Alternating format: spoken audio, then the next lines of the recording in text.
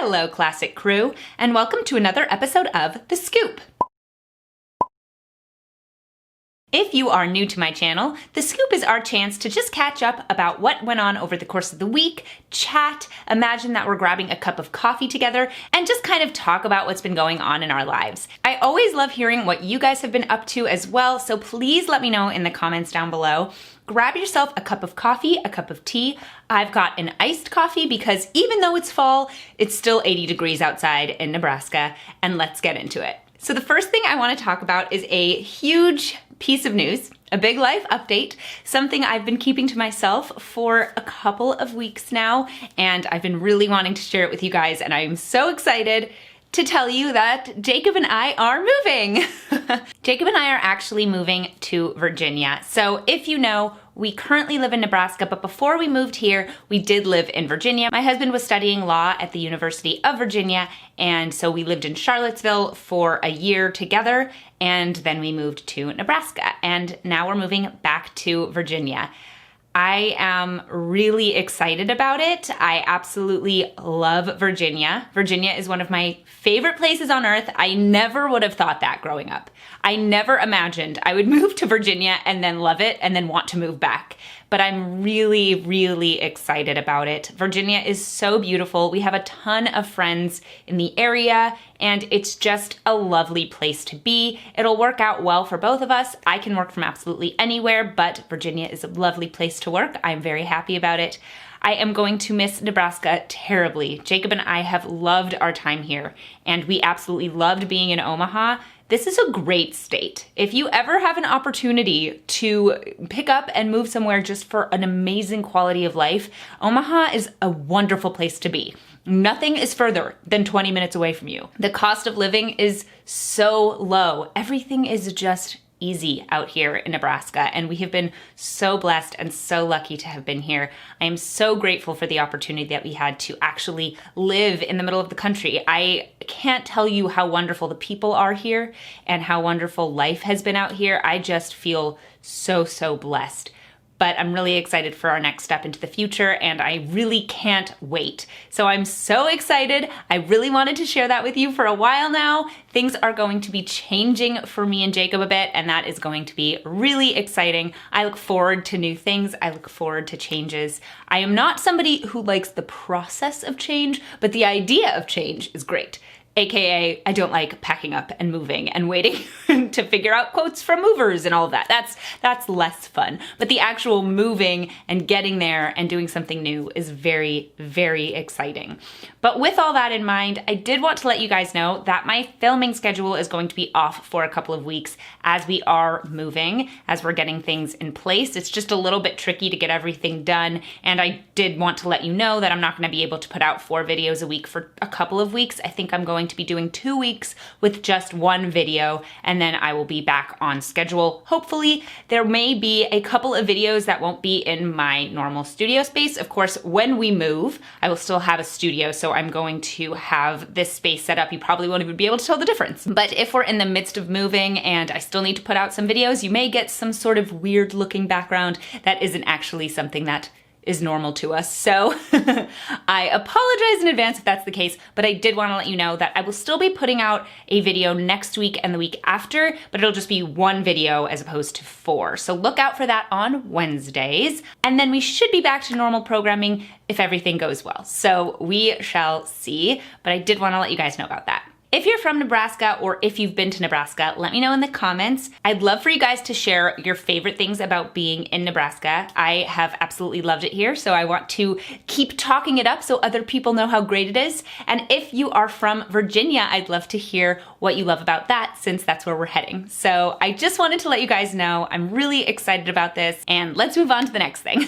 So this weekend-ish, it's Sunday night to Monday, is Yom Kippur, and last weekend was Rosh Hashanah. So we did talk about Rosh Hashanah last week on last week's episode of The Scoop. I can link that here. But this coming weekend is Yom Kippur, and Yom Kippur is a very, very serious day for Jewish people. It's a fast day, and we are atoning for our sins because it is considered the day of judgment. This is the day that the book of life and death is sealed, and we really have to pray to God for forgiveness, for repentance. It's really more about us internally trying to make a change for the upcoming year to be better, to grow. I find that actually very moving, and it's something that I really enjoy, is the process of thinking about, okay, how can I really improve? Not just resolutions, but how can I be a better person? And there are a few things that we do on the holiday that are unique, so I thought I would share those with you guys. So on Yom Kippur, it's actually considered the holiest day of the year, and we are considered to be the closest to God in that moment, and we want to be as if we are angels. That's kind of the idea, is that we are going to be as pure as angels on this day. We are purified from all of our misdeeds over the last year, and we're kind of reborn at the end of Yom Kippur. And in order for us to be more like angels, we deny ourselves bodily needs, because angels don't have those same needs, right? They are spiritual beings, not physical ones. So the first thing that we do is we wear all white. Now, this isn't a hard and fast rule, but it's something that a lot of people do. They wear white to be pure and look like angels. And we do not wear leather. We do not wear leather shoes or leather belts. We don't take showers, and we don't apply lotions or creams. And of course, like I said, it's a fast day, so we don't eat or drink. And on this day, at the very end, this is the last time we get to hear the shofar this year, and we're going to blow the shofar right at the end as the gates are closing for us to pray to God to change our inscription in the book of life and death. So Yom Kippur is coming up. It's a very serious day, but I look forward to it. I think a lot of Jews understand that it is a hard day, but it's also one that we can find redemption, and that's very hopeful. And it's also a time for community, because so many Jews, no matter what your level of observance is, show up at synagogue for Yom Kippur. So you are going to see people who you may not see the rest of the year. And that does bring a community together, which is very, very special. So that's the next Jewish holiday coming up. We also have Sukkot and Shmini Atzeret and Simchat Torah. Those are other Jewish holidays. I don't know that I'm going to be able to give you guys kind of a roundup of what those holidays are, because I will be moving, and I don't know that I'll have videos going out at those times, but we will at some point get to all of the Jewish holidays. Maybe I'll make a dedicated video to it. Let me know if that's something you'd be interested in. Next up, I wanted to talk about what I have been reading. So I have been reading Jonathan Haidt's The Righteous Mind. I have started kind of a new little morning routine.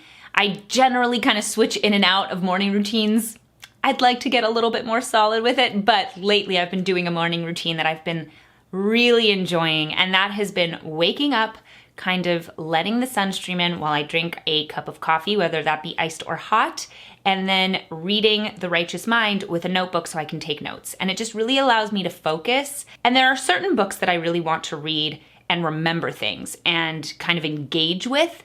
Not so much with fiction generally, but with nonfiction, I do enjoy it for its purpose. But it's not easy, light reading. It's stuff that matters.